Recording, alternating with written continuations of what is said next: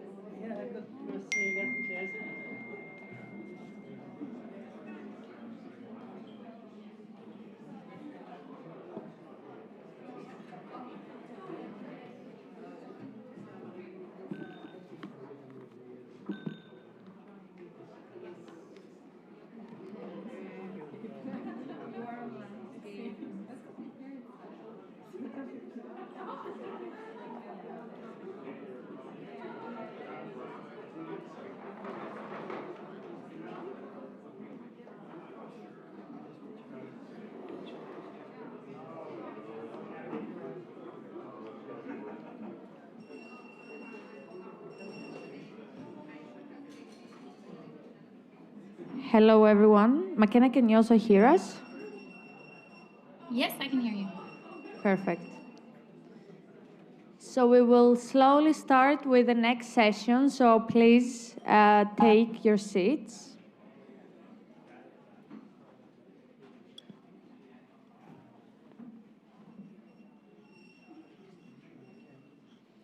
All right, so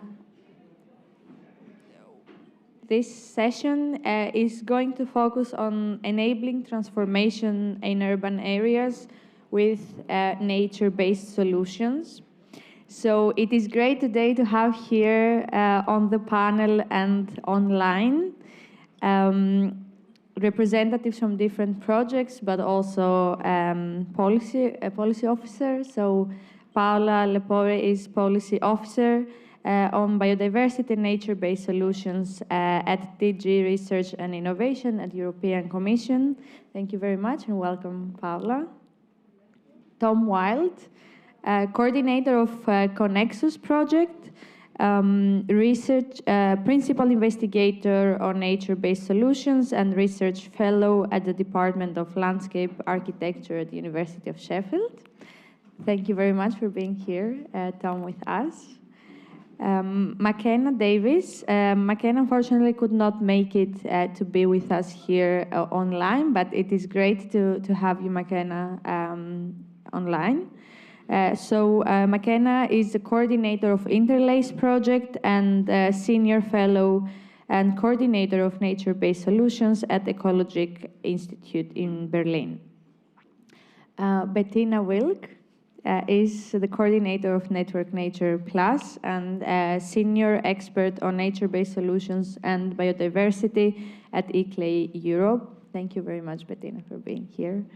And last but not least, Evelina Ivanova is the coordinator of the NBS EduWorld and is project manager in the Science Education Department of the European SchoolNet. So thank you very much, everyone, for being here. So the main focus for this session, we are going to have here a discussion with the panelists, but also with all of you, to focus on understanding a bit the EU nature-based solutions policy landscape and how all this project can actually contribute to inform NBS policies, and also how different projects facilitate knowledge sharing and what are the best practices So we will hear from Network Nature Plus, but also from NBS Edu World.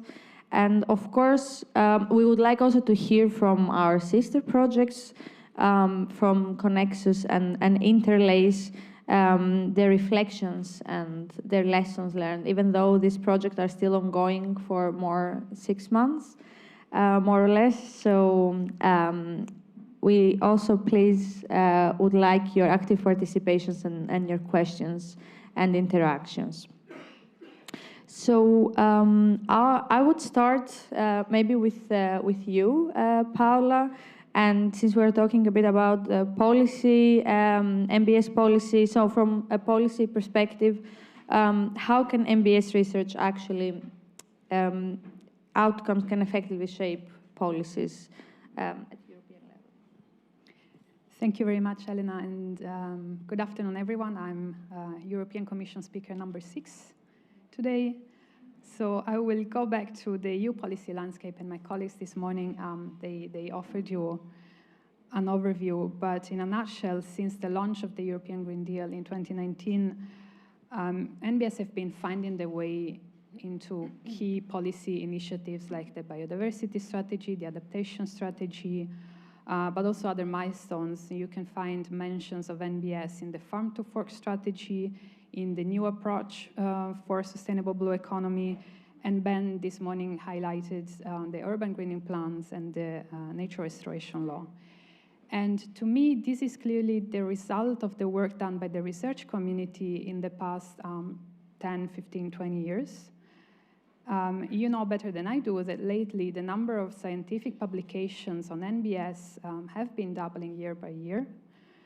And at the global level, this has had an impact as well. 2022 was a little bit of a watershed year because we finally had a multilaterally agreed definition of nature-based solutions. The role of NBS became particularly prominent in the global biodiversity framework, but it was also very relevant in the context of the climate COP26. And as you know, there was the launch of the ENACT Recording in initiative. progress. Great. Of the ENACT initiative for climate transformation through NBS at the COP26. And as was mentioned this morning by Karin, IPES and IPCC are both very strongly supportive of NBS and of their role in tackling the twin crises of climate and biodiversity. But going back to the European level, and if you zoom in on research programming, so how we decide on what funding to provide through our program, you can see how the research results and the policy needs on the ground have shaped the work programs. Horizon 2020 was more about experimenting and on creating the knowledge groundwork. Horizon Europe has moved to tackle more horizontal aspects, so governance, education, economics, a lot of economics and financing. And meanwhile, we have these new important research policy tools, the missions that Marco was mentioning this morning, and they have included NBS in their toolkit from the very beginning. So now, why this is very important, in my opinion, the missions are meant to go beyond research innovation and provide concrete solutions to these major challenges that we're facing today. And they're doing that in partnership with local authorities. Mission adaptation is a partnership effectively between the European Commission and regional authorities. The mission on cities is a partnership between the European Commission and the cities for climate mitigation. And this is how research really gets aligned with local needs again and has a chance to influence the shaping of local policies, in my opinion. Marco, again, this morning mentioned the funding of big demonstrators through the missions. And these are really opportunities to scale up, scale out, and also scale deep when it comes to NBS. And I think they are an interesting case because research and innovation on NBS is, from the very beginning, a very transdisciplinary field. And NBS have a strong social focus. This means that aspects linked to acceptability, active engagement of local stakeholders and communities, co-creation, co-governance are central to the design and implementation of NBS. So in other words, the mindset and philosophy of NBS is the long-term sustainability on the three dimension of environment, society, and economy. And I think that this aspect of NBS, which effectively translates into a fair distribution of benefits, and ultimately also can help strengthening the social fabric, is a very important and also refreshing aspect of NBS.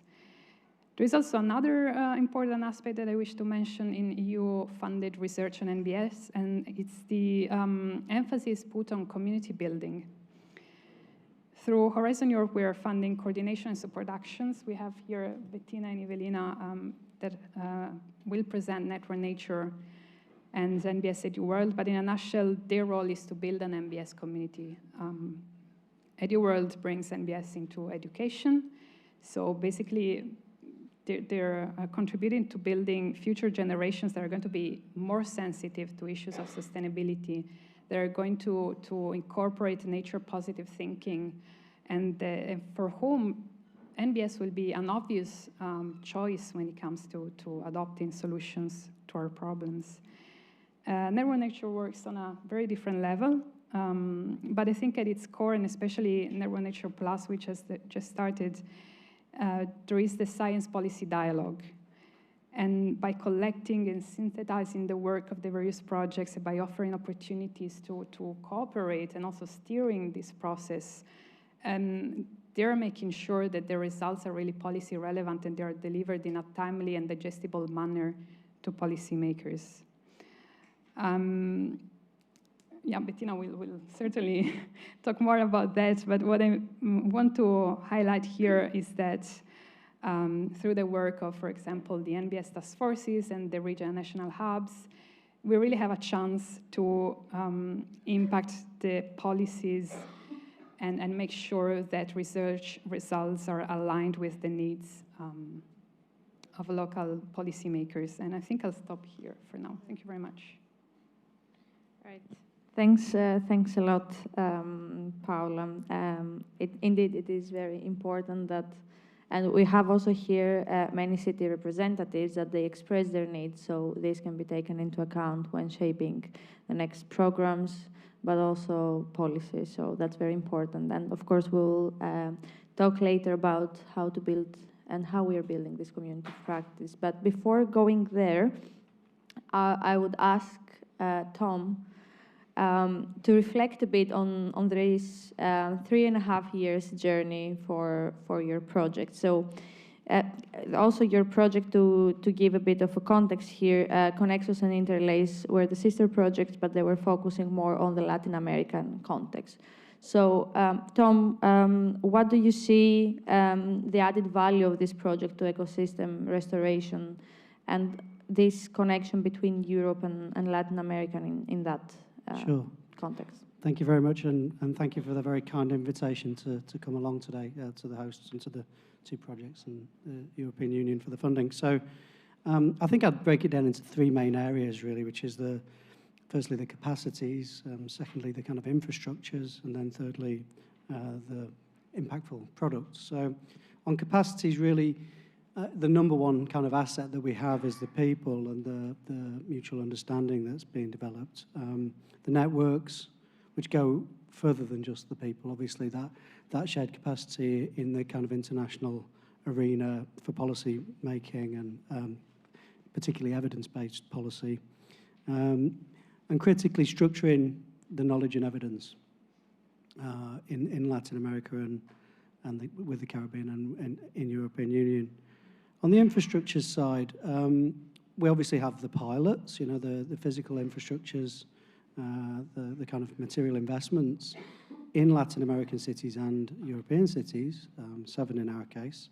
So Torino, Lisbon, Barcelona on the European side, and Buenos Aires, Bogota, Sao Paulo, and Santiago in South America. But also the social innovation. So in our case, what we call the life labs, that are really engaging with real life. building on what was already existing in terms of the transdisciplinarity and the networks, the actions to address the grand challenges within the cities, closely aligned with those socio-political realities. And then thirdly, on the kind of impactful outputs, obviously the results include publications, but other resources as well. So last week we just published a book with UNEP through City Adapt on climate adaptation using NBS, edited by Daniel Kozak, who's from University of Buenos Aires. That's just online, but also things like kind of very practical frameworks for participatory assessment of nature-based solutions, involving more dialogue with citizens. So Sander van der Jagt and others from Wageningen is now at Harriet Watts, working on more inclusive ways of planning and measuring the impact of NBS. And then finally, things like fact sheets and policy briefs. Obviously, as you move towards the end of the project, there are more lessons that can be harvested. And we've put a big focus on that kind of harvesting also towards building curricula and so on. But it's been really great, and we're working with McKenna and Sandra and other colleagues at Ecologic Institute as well. So I'll hand over. Thank you very much. Great, thank you. Thank you very much. And also, of course, I guess you also had to overcome some challenges over this year. So what would you give as an advice to a new project? What you learned from your experience? Sure. We've already discussed COVID, so I'll move on from that. But the first thing really is the kind of socio-economic realities. The basic needs that remain unmet in many, many large cities. We're working with capital cities and large issues around, very significant rapid urbanization, informality, and so on. And then it's really necessary to kind of, I like to think of it as aligning the vectors, so to work in the same direction. So in my city of Sheffield, we had a lot of flooding, and that very directly affected many people's lives, particularly in more deprived areas. So, obviously then making the kind of compelling narrative for NBS it means that you have to pick up on those locally urgent challenges, and that goes everywhere. Then obviously the political challenges and the changes that we're facing, I mean, right now, without going into the specifics, so that's at all scales, the national level, the regional and the local level. And in many Latin American cities, you have a whole-scale change in the civil service as well as the political side, which is quite unusual in European cities. So a significant change in the capacities in a short space of time. And we've addressed that through really genuinely transdisciplinary Life Lab approach, where the co-production is being driven by the local partners, which sustains hopefully beyond, well, definitely beyond mayoral terms. And we've witnessed that in four different cities. And then sort of finally, I think probably the biggest one of all, and kind of railing a little bit against the title for this, which is enabling transformations, is very ambitious. With respect, is the scale of the challenge to retrofit nature-based solutions in city centres, particularly in city centres, is huge.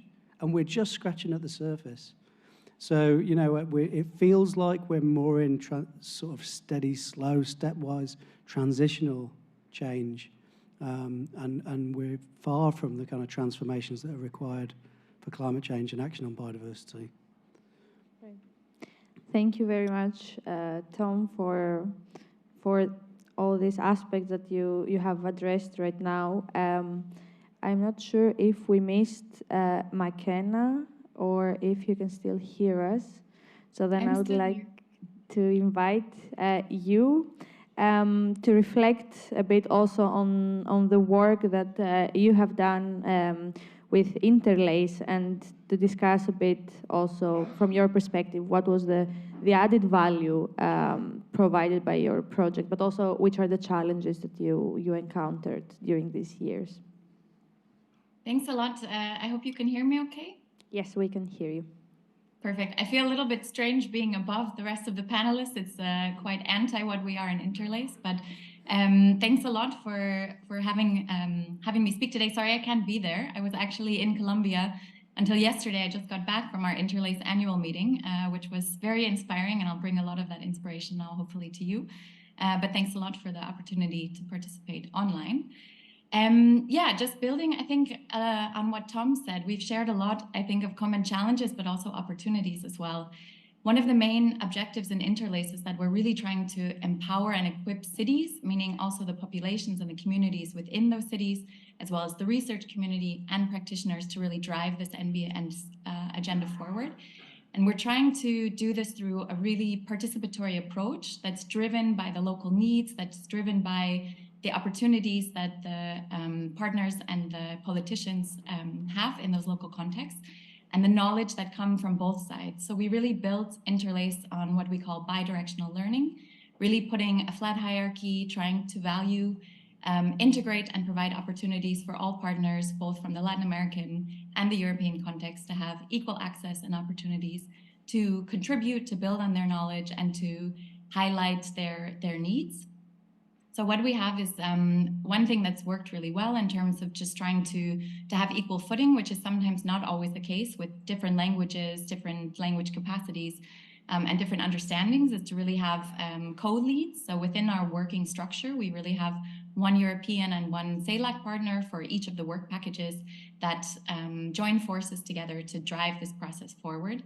And we also adopted what we call an agile approach, which comes a little bit from the IT sector, but which we took over into the NBS research arena, which is really trying to use and identify the users, the end users of our products. So that could be the politicians, it could be the research community, it could be a mix of all of these different actors, and bring these together from the conception phase of the products that we're developing in the project throughout the creation process, and then again at the end, which really helps to build ownership, to build local relevance, to empower these users to take advantage of the opportunity to have their voices heard, to have their needs met, and to join in our ambition to really empower stakeholders and actors within and beyond the project. So we have 21 partners from 11 countries. We have 6 different partner cities that are joining into these efforts right now. And we really have tried to actually adapt some of the products in the project to respond to their local needs, which is something following this agile approach that I think doesn't happen too often within the Horizon projects, rethinking what we wrote in the proposal, if it still makes sense, if other projects have addressed some of these gaps we were aiming to fill, that we could use our resources a little bit more appropriately now at this stage of the project. So we have a wealth of resources that we've come up with. One of those is the Urban Governance Atlas, which I can share all the links afterwards for anyone interested, or feel free to write me. But we have a collection of 250 good practice policy instruments supporting nature-based solutions that are coming from 40 different countries around the world. And impressively, it was co-designed with 48 different partner institutions. So I think it's really a good model and representation of this kind of co-creation and collaborative approach. Excuse me. So we have, that's one of our key products that we have. We also have a lot more local-oriented products that we're developing together with the community. So we have trying to tap this Bauhaus initiative, trying to think about the arts. We have some local community arts programs. We have a Minecraft program, which is tapping into the gaming side of things and education and bringing that into schools. We have co-production of governance instruments that will list beyond the project as a sort of legacy. And we have some other exciting developments in terms of legacy that I would share maybe a little bit later in the panel discussion, to not give everything away already. Great. So thanks a lot, McKenna, for giving us this very good overview of the project and what you have worked through. So then Bettina, and also of course later we'll discuss together also Evelina.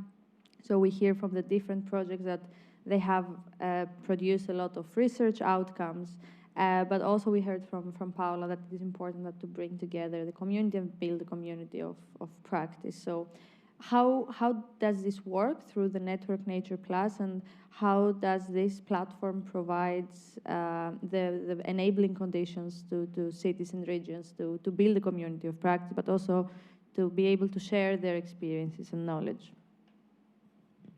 Thank you very much, Elena.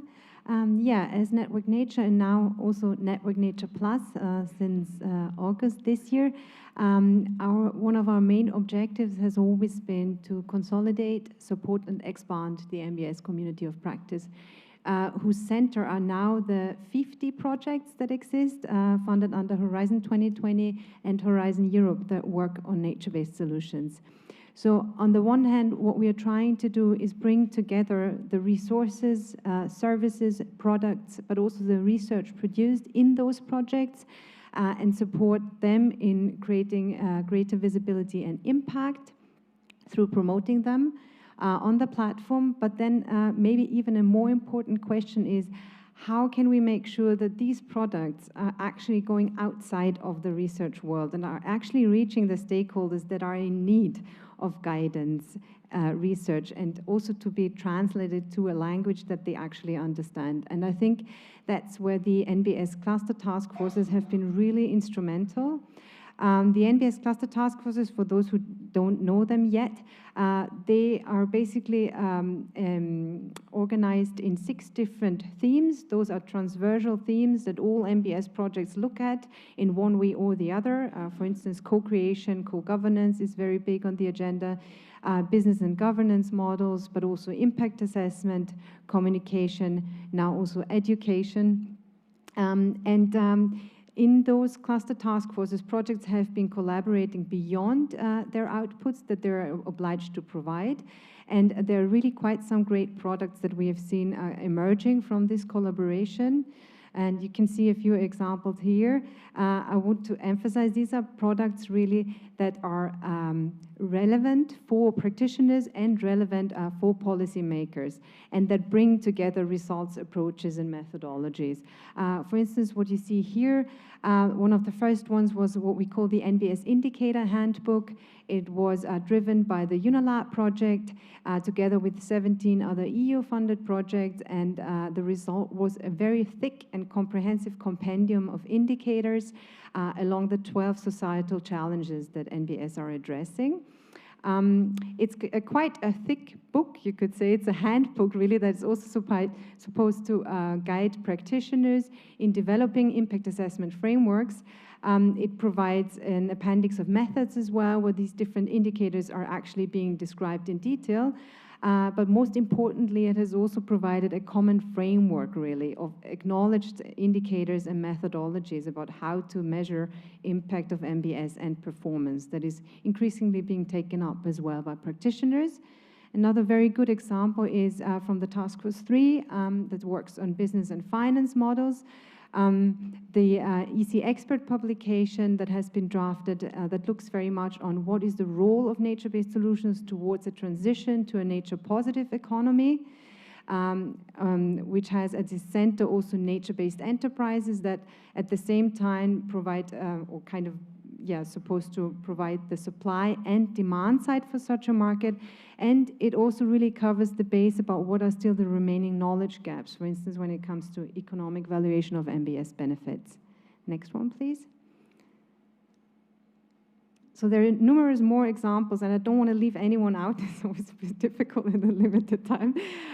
For instance, the Task Force 4 on NBS communication has produced 3 really excellent videos, explanatory videos about nature-based solutions, what they are, delineating them from other concepts that we know that are not the same, also introducing what are different types of nature-based solutions and why is co-creation so important.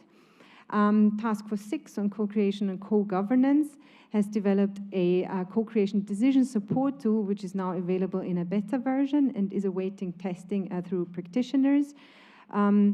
And that has also been a collaborative work, really. It makes it possible to design co-creation pathways based on their own resources, input, and expertise, actually, that can be provided. There is also an EC expert publication that has been published this summer, actually, so it's quite recent, that brings together all the methodologies and approaches around co-creation from the different NBS projects. Next one, please. Another element that we are quite proud of, I have to say, in Network Nature is a bit more a creative approach to storytelling about nature-based solutions. So we have this target audience of which we defined at first as wider public. Now, it was a bit difficult to reach it, right? Because what is wider public? Is it you and me, and who is it? Is in itself so varied. But then we looked at how can we actually engage one slice of the cake, really, from wider public, especially here creatives. And we teamed up with the Nature of Cities, who has got a quite good network actually with creatives as well, to launch a call for NBS comics. And this has been quite successful. We had over 1 million views actually. I don't think that has ever been achieved with anything else we've done. And 7 of such comics were actually produced. You might have seen them outside as well. We now have a new call out under Network Nature Plus, again under the leadership of TNOC. It's open until 18th of January, and please, I encourage you to spread the word. This time it's a global call, so anyone from anywhere can apply. And there's also the possibility for scientists to team up with practitioners and submit a proposal. And I hope I'm not going over time. There's one last element I'd like to delve into. It has been mentioned before. Next slide, please. Nature-based solutions hubs. When it comes to really driving local action now for nature-based solutions, these have been quite important. So what's the idea behind them? It's really to create long-lasting structures for NBS uptake in mainstreaming in policy and practice in EU member states, but also in European regions.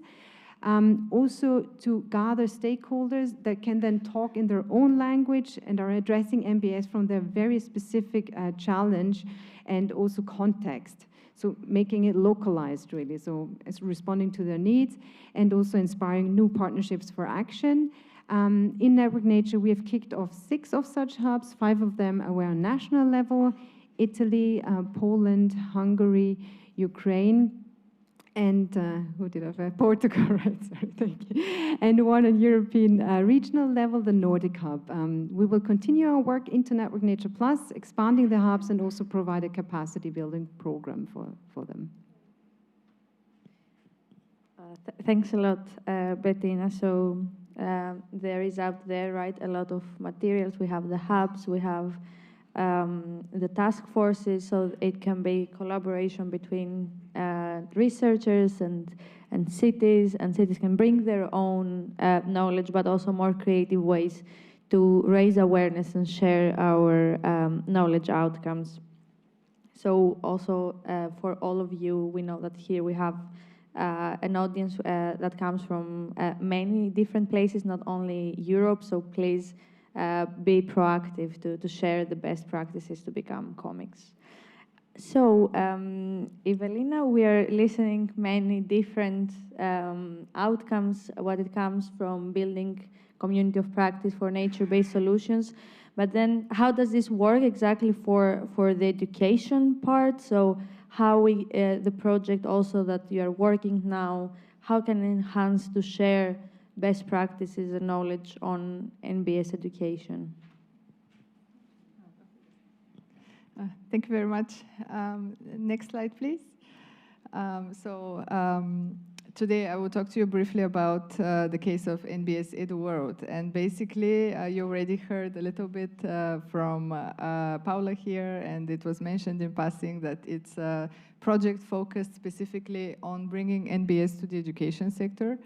Well, what does that mean, basically? That we have several objectives which are focused on this.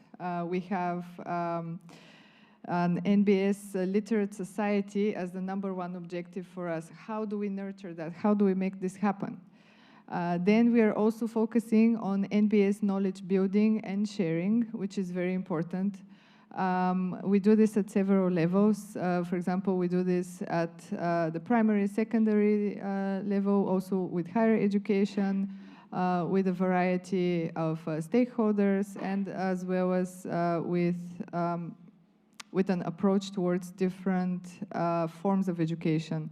Formal education, non-formal, but also elements of informal education. In addition to this, we support, first and foremost, innovative pedagogies. This is very important for us, as NBS in itself is a very innovative concept. One might call it a niche within the environmental education sector at this point. So we need to make sure that it is taught, it is educated about, with specific approach that will be relevant, that will be exciting, that will put the word out there, how amazing NBS is and how it can really change our perspective towards our nature, the world around us. In addition to this, we facilitate synergies between stakeholders such as different organizations, projects, but also the specific individuals between the communities, between different countries, cultures. We aim to be as wide in our approach as possible and to encompass as many different stakeholders as possible. And last but not least, another very big objective for us is to really help the communities engage with nature. While we are not a project that's focused specifically on greening the environment itself, such as schools, we do support that as well.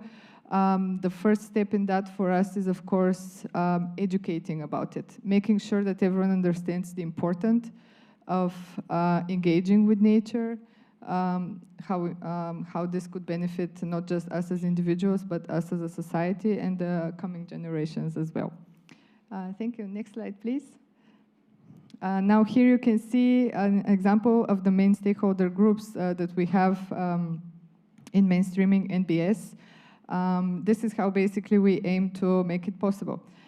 First and foremost, of course, we have the education sector as institutions. We have schools, universities, other education providers, again, as vast as possible. Then we have the educators themselves and those who directly benefit from education, such as the teachers, anyone at a different level of education as well. As I mentioned, we don't focus only on a specific level. We try to encompass as many levels as possible in all of our activities. And we also, of course, target students, which we benefit directly or indirectly through the different activities that we organize and the materials that we put out there. In addition to this, we also work with and for NBS practitioners. And now this question has popped up before, am I an NBS practitioner? Well, if you are involved with NBS in your daily work or in your life, one can call that an NBS practitioner. You don't have to be specifically in the education sector. And that's another element that's very important to us as well. You shouldn't focus only on education sector itself and the stakeholders within it when you are trying to establish a community. The community has so many different members in it, right? Some of you here are education experts, but some of you are more NBS experts, aren't you? And that's great because we can learn from you. You can tell us what are the best topics to discuss, the easiest way to explain NBS to those with little to no knowledge of NBS, and so on. So that's another important group for us as well. Society and local authorities, for example, we need to make sure that we hear what the communities need. That's also related, of course, to the informal learning, which we are all a part of. Consciously or unconsciously, each of us has learned something in an informal way. And that's great. With that, of course, we work with partners in the project and we go beyond. We focus on their expertise. I will touch upon that a bit later. Another very important group of stakeholders that we have are the entrepreneurs.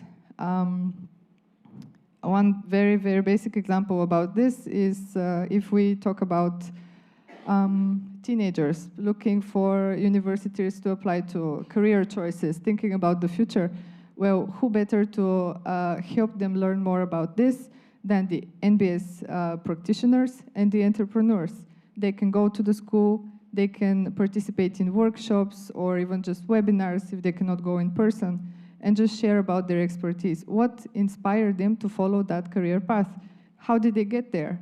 Why did they choose that? So as a point of inspiration, as well as, of course, another way to look at this is making companies more NBS, basically bringing this to how companies and organizations work.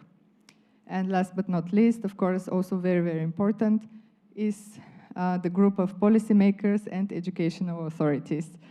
As we can all imagine, none of the, let's call that upgrades to education, none of the developments in the curriculum would be possible without the support of policymakers and local authorities themselves.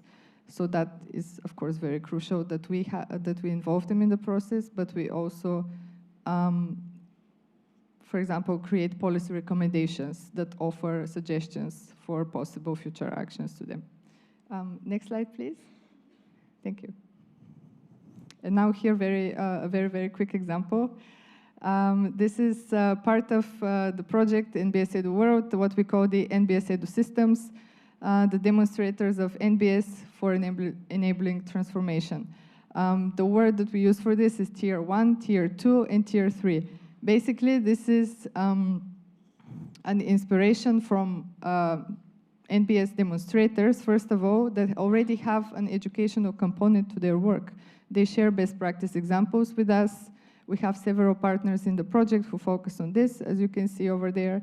And then they help us also develop materials which would be useful for the next year, and also to promote learning throughout.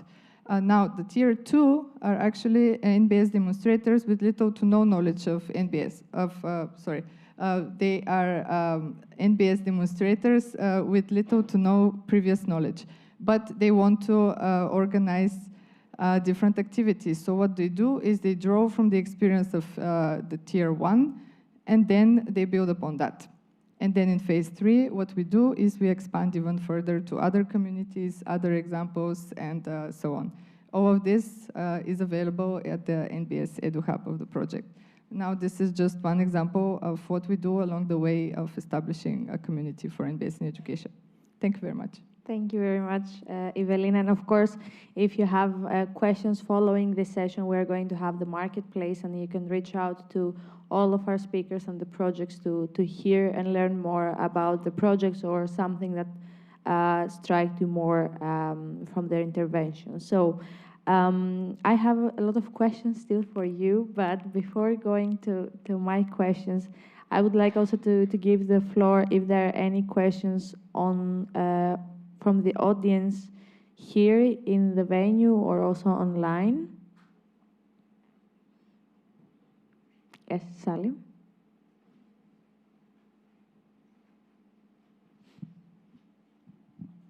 I'm going to try and stand up.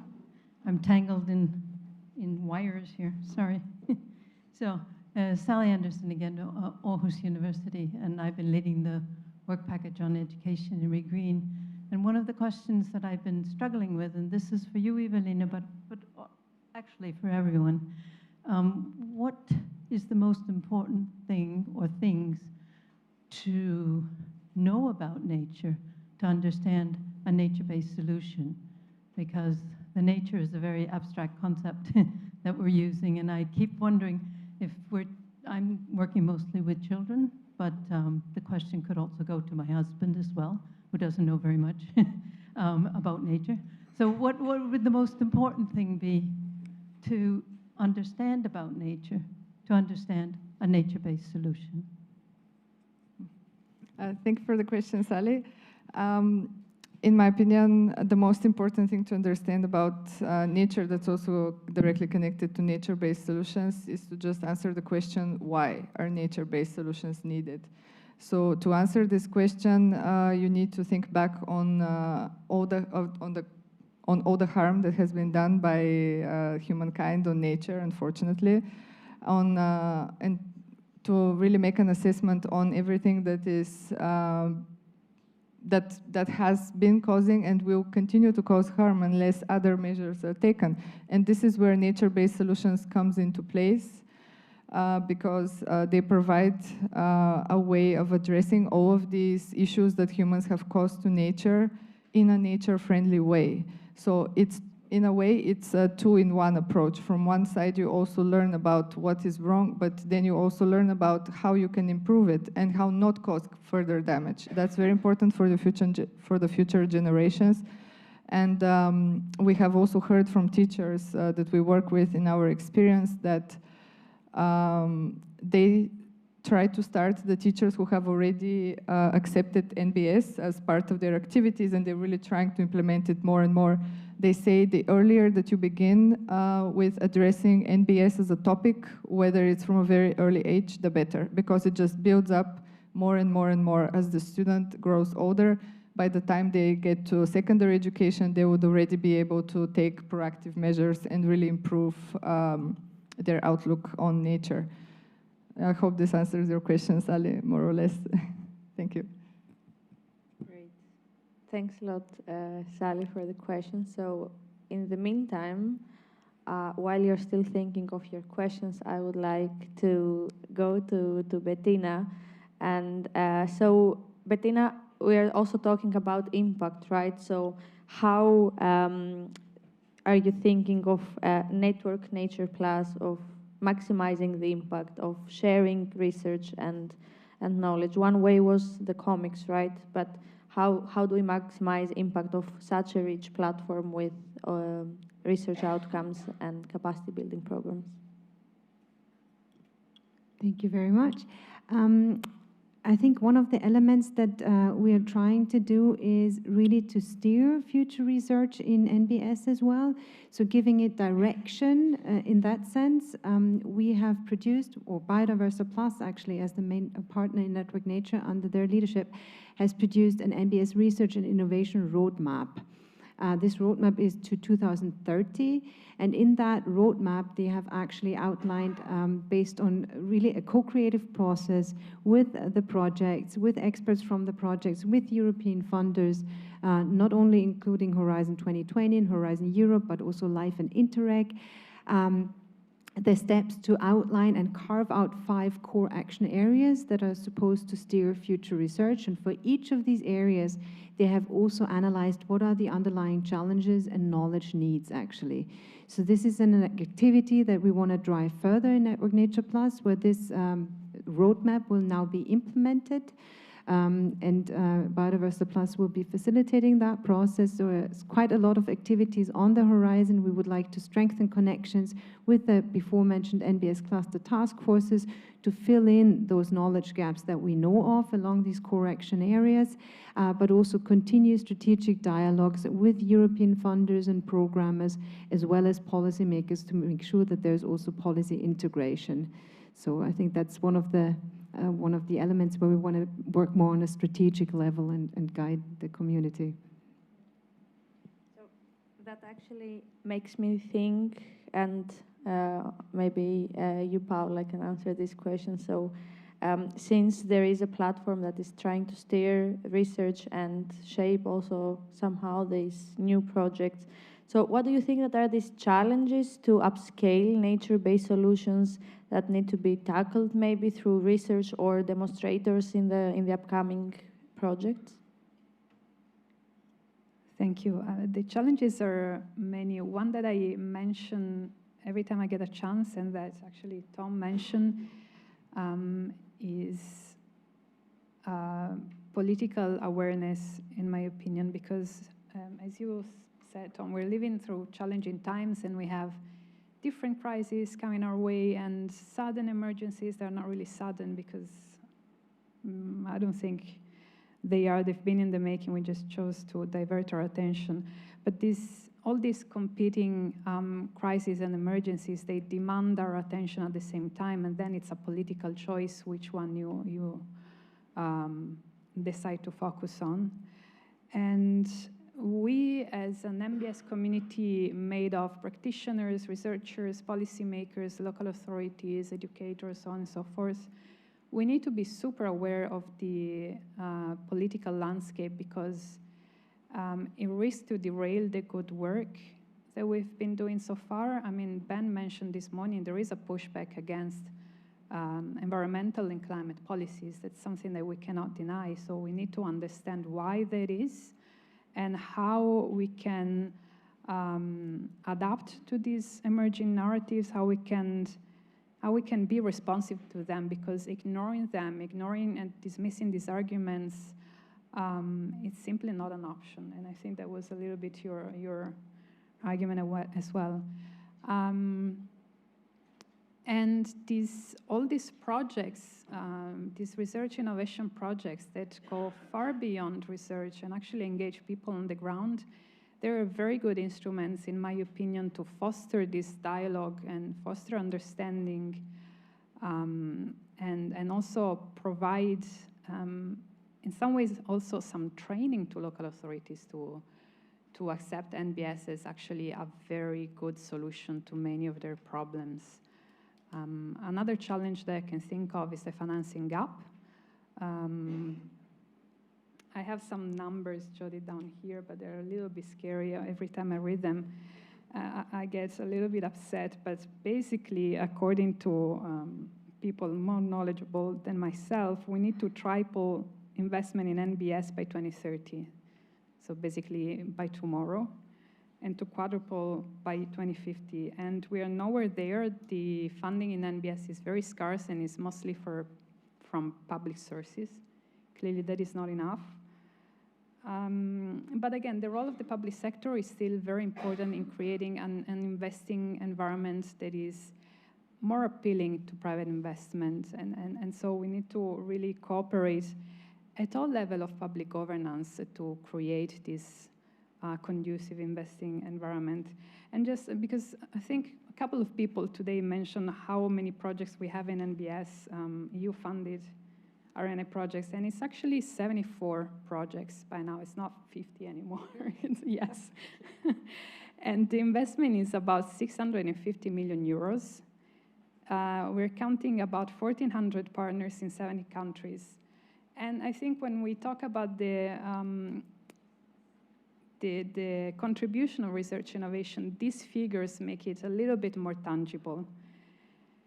And as a programmer myself, we will continue to fund NBS precisely because we understand the need to continue this work. The work of research innovation is obviously never done. The missions are a significant new instrument to do that.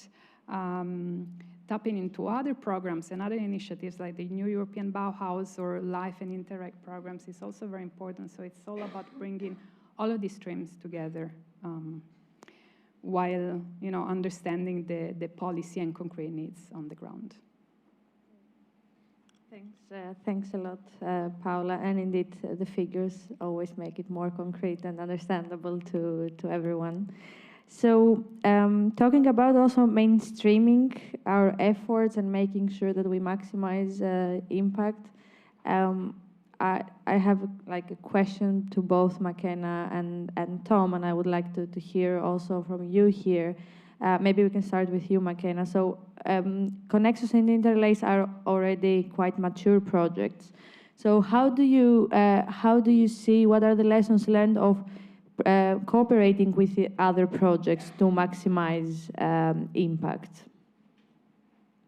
Yeah, thanks a lot. I mean, it's great to see Tom on the stage here. We've had a lot of ongoing cooperation also with REGREEN and CLEARING HOUSE. So I think I'll leave one key event that we jointly organized to Tom to speak about, but just in terms of the projects in general, I think it's important to recognize that each project has a specific focus, even responding to the same call. So for example, Tom and Connexus are focusing on large-sized cities. Interlace is focusing on small and medium-sized cities. So each of these small differences, even if it's within the same call, bring its own unique wealth of experiences and knowledge that are specific to, let's say, getting this message out and mainstreaming nature-based solutions, really trying to tap the potential of all of that diversity across the cities and across the projects. So within Interlace, we've tried a lot to really try to keep communication lines open. We also, in our global engagement event that we had last week in Envigado, we also had the pleasure of meeting one of Connexus's partners from Bogota that joined that event there, so that was great.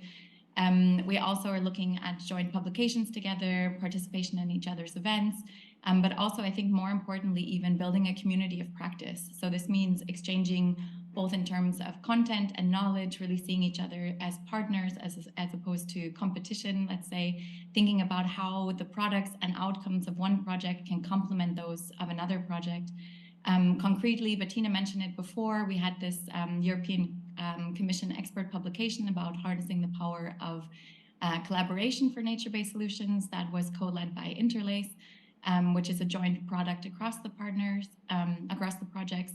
And we also, of course, in developing things like the Urban Governance Atlas, which I shared before, invited Connexus to contribute to that with our focus on the CELAC.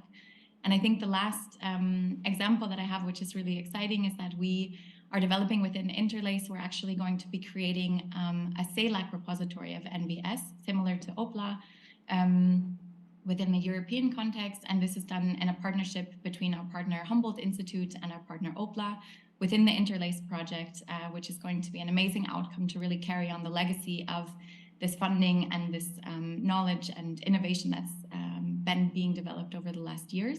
And we've invited Connexus to also be a part of that and contribute as well, with a unified front trying to really build capacities and keep the sharing and spread of information going within the Latin American context, also beyond both of our projects. So that's one really good example, I think.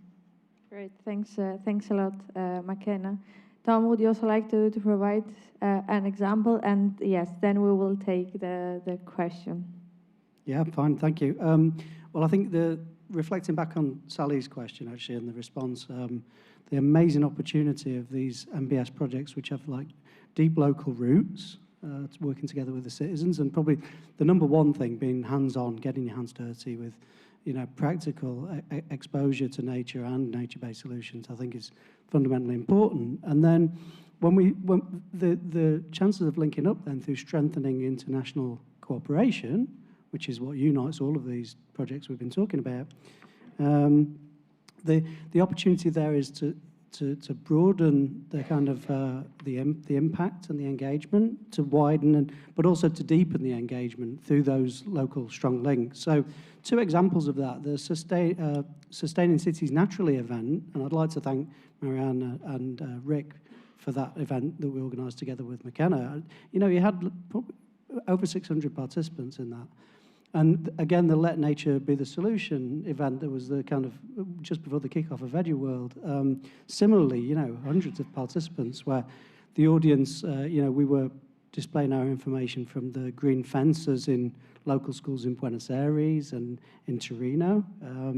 So you're reaching a much bigger audience, but all of those participants have also got their own deep reflections from that one-to-one engagement with citizens.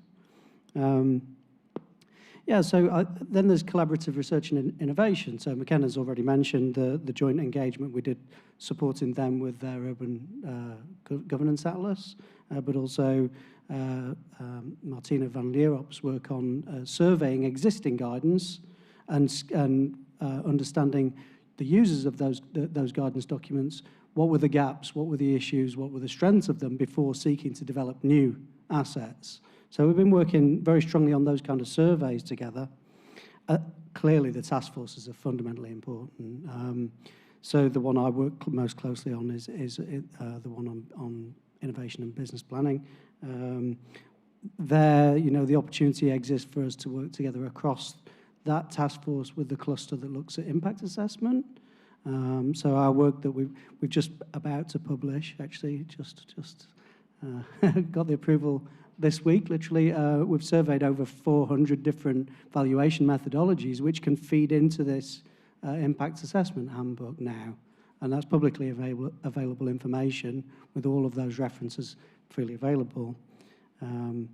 And also working with the task forces, I think, on a critically important issue, which is strengthening gender equality, diversity, and inclusivity as a theme, as a substantive topic in research projects moving forward. I think it's been a transversal, cross-cutting issue, but as a result, hasn't necessarily got a strong actual research and innovation focus. And I think there's a lot of good practice out there that we really need to draw on moving forward with the future programme. There's the obvious things like COP26. We jointly hosted the EU Pavilion event, COP26 on nature-based solutions. But the kind of, for me, the really heartwarming stories are around the local partner engagements between projects and programs. So that just reminds me to thank all of our partners in Connexus, 33 partners. So without their work, it's all meaningless. Yeah. So Thanks. thank you very much, everyone. We have one question, and then we need to move to the marketplace. So please. Yes, thank you very much. Hopefully you can hear me. Yep. My name is Craig Simmons from eSolutions, and we have a standard marketplace. That's better. I'm very interested in something Paola said at the end, and thank you to all the speakers, which was about the financing gap. And that's something that eSolutions was set up to try and solve. So I'm very interested in the views of other panelists about how you get people to invest in nature-based solutions. And obviously we have a broad perspective here, from education to collaboration, co-creation, from a practitioner's viewpoint. I'm very interested in each of the panelists seeing how what their solution would be to get more people to invest in nature-based solutions. So very briefly, one minute. Maybe that's not a counter question, but a counter argument. I think investment is definitely very important. We are doing several things, also in partnership with Task Force 3, to look at how can we actually enhance public-private partnerships. Also, how can we actually foster cross-sectorial partnerships and investment. So we will, in Network Nature Plus, for instance, we will have like a capacity building program and boot camp specifically on that topic for local and regional authorities. But then on the other hand, I think it's also asking not only about investment, but how do we drive, coming back to the topic that I had before, how do we drive a nature positive economy really? Therefore, we also need the supply side, right? So nature-based enterprises that are actually delivering services around nature-based solutions. I think that all has to work hand in hand really, because without that, yeah.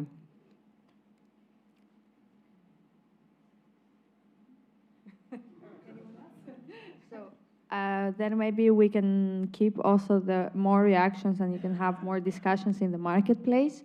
So in the marketplace, you can visit the stands from the different projects. There will be also from the 3 projects that we had here. So please feel free to have discussions with any of the panelists or with any of the participants. So I would like really to thank you very much for this very interesting discussion. And just some reminders for the next steps and the next sessions. So until 3 o'clock, we are going to have the marketplace. And then at 3 o'clock, we're going to have 3 parallel sessions. One parallel session is going to be in this room, in the main room. This is policy governance and institutional issues. The environmental aspects of nature-based solutions and restorations are going to be in the red room. And the ecological quality of nature-based solutions is going to be in the white room. So the red room and the white room are on one level below that we are now. You will find guidance and some signs outside. I hope you all remember what was the session that you have chosen, or if not, please scan the booklet on your badges to see the descriptions of the sessions and then select the room. A reminder that the environmental aspects is in the red room, and the ecological quality of nature-based solutions is in the white room. So please, you can move outside and join all the discussions.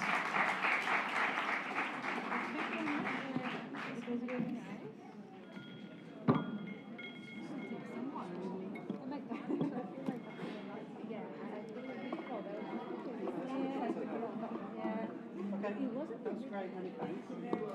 It's lovely to see you all in person. Yeah, absolutely.